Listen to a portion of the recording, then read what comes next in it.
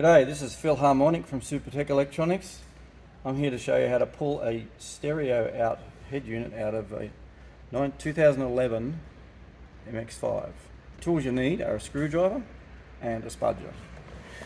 The first thing we do is, although it's been prepared already, is lever this thing up, this cover, and it will reveal two screws, one of which we've pulled out already, or actually both of them we pulled out already. That's the first thing you do. Then under here, there is another screw, which we pulled out already.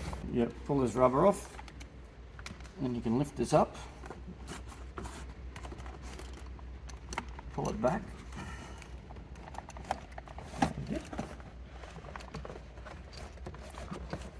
Okay, pull it up, and exposes two screws there. Remove those two screws. Then you can pull these side trims off, which basically just pull forward. And again, this side, just pull it forward and it'll fall out. Then there's a screw on each side here. Then you just give it a good pull and it pulls out like that. So yeah, once it's out, just unplug all the connections in the back here and then it's ready to send off to Supertech for repair.